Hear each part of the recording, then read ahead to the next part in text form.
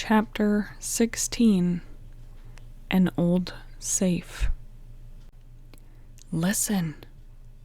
Frank grabbed Joe's arm, and the boys stood stock still. Work was going on in a pit among the ruins of the plantation's former study. "Sure, I scared 'em off," the man said braggingly.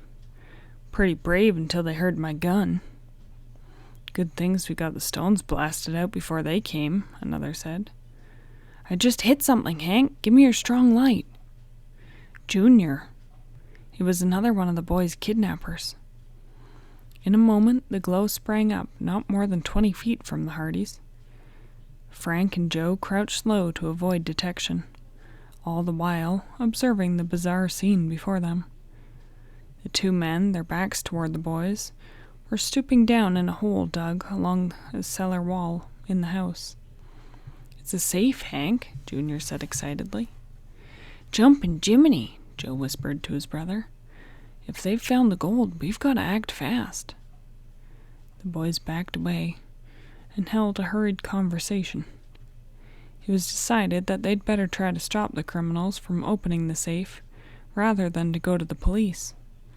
But how? Frank pondered. "I've got it," Joe said softly. "The atom crackers." Frank immediately grasped his brother's idea. "We'll scare them off." "Careful, Joe. If they see the light of the match, we're sunk." The younger boys pulled the bag of atom crackers from his pocket and crouched at the very base of the wall so that the light of his match could not be seen by the men. When they lit the fuse of the little red ball, it sputtered, and Joe hurled it toward the edge of the woods, about 50 feet from where Junior and his companion were standing. 1 second, 2 seconds, and then wham! The two diggers jumped and cursed, and Joe lit the second cracker. Shoot 'em back, Junior!" Joe lobbed the cracker. Junior reached for his rifle. As he did, the second explosion burst from the opposite direction, and then the third from still another direction. "We're surrounded!" he cried out. "We'd better scram!"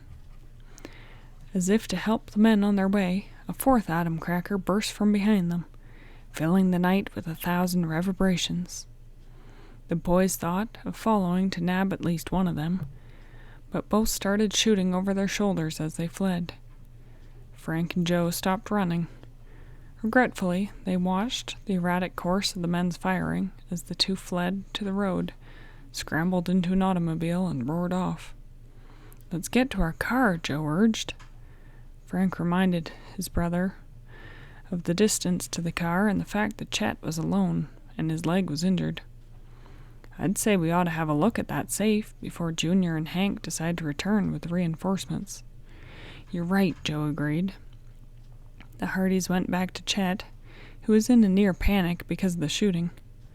Relieved to see his friend safe, the boy declared that he could limp with little pain and insisted upon going to the pit and watching.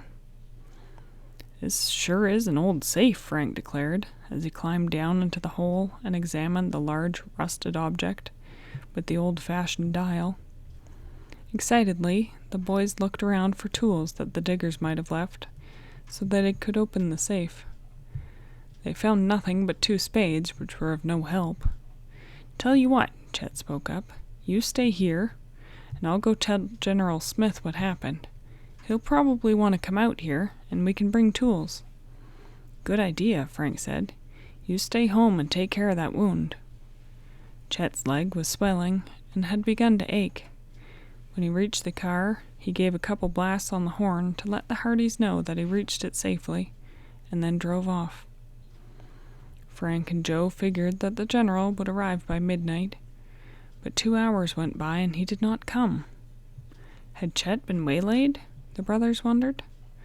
Finally, the boys could no longer stand the suspense of waiting and started for the road.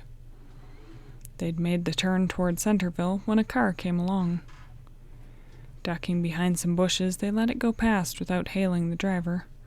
There must be no more mishaps tonight. "It's our car," Frank whispered. "Look, it's turning into the lane." The Hardys followed on a run. The condition of the overgrown road was so bad that the car had to crawl along. with the result that the boys easily caught up to it. General Smith was at the wheel. When he stopped, Frank opened the door. "We were worried about you, sir," he said. "Is Chet all right?" "Yes, and being attended to by Claude at home. But he arrived with an empty gas tank. What a time I had getting some this hour of the night. Well, let's get to work. I understand we're on the brink of finding some long-lost gold."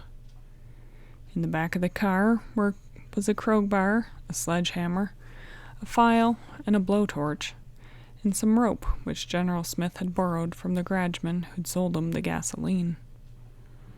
The boys lugged the equipment to the pit and pointed out the safe which had been craftily concealed in a wall. "It's not going to be easy to open this," the officer said as he stood in front of it, "and the noise may attract attention."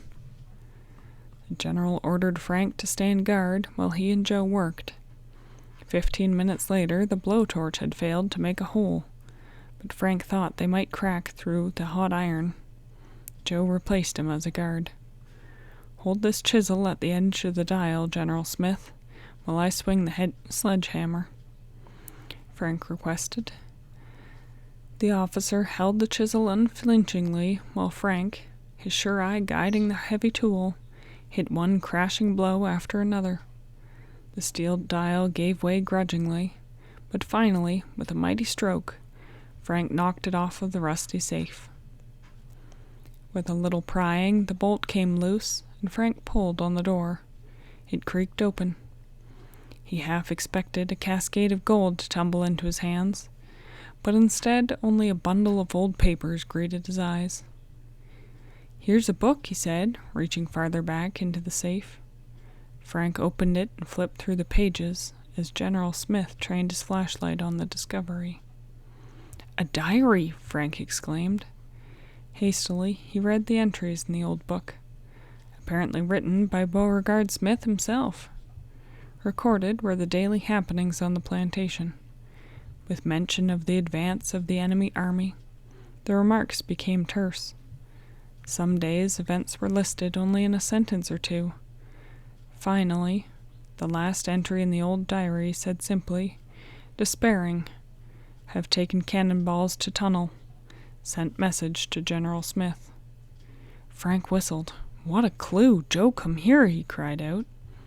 "First an arsenal, now a tunnel?" General Smith said. "This is getting more baffling as we go along." "The arsenal might be a tunnel," Joe said, after reading the notation. "I have an idea," Frank declared, "that the gold and that lot of old cannonballs are lying side by side in some secret tunnel. Tomorrow we'll have to start some real digging." "The sooner the better," Joe exclaimed. "I'll hire a couple laborers to help us," General Smith offered, "and we'll dig this place up until we find that tunnel." The eastern sky was faintly pink as the group gathered up the papers and set off for the car. Back at home they bathed, ate, and caught a few hours' sleep. And then the general made some telephone calls to arrange for 2 workmen in Centerville to help with the digging on the plantation. Chet, who was the last one awake, was agog over the news. Though his leg was stiff and sore, he insisted upon going with the group to hunt for the tunnel. Directly after breakfast, they sat down to go to town to pick up the 2 workmen. On the way, the Hardys discussed with General Smith where the tunnel might be. "It's hard to say," the officer said. "I would imagine that it led from the cellar of the old mansion to one of the other buildings. Or it might have been an underground entrance for slaves coming to the house." A few minutes later, having picked up the laborers, they drove to the old plantation. "I want you to dig in the ruins of this mansion," the general told them. "We think there may be an old tunnel here somewhere." The laborers plied picks and shovels, and the boys pitched in to aid in the arduous task. Together they dug in the hot sun until late in the morning, when Joe's pick struck a layer of bricks. "Hand me a crowbar," he called to Chet, who was sitting on a pile of stones watching the work. His friend let down the long bar. Joe pried at the bricks by his feet. Suddenly they caved in, and the crowbar plopped into a deep hole. "I've hit a tunnel!" Joe cried. End of chapter 16.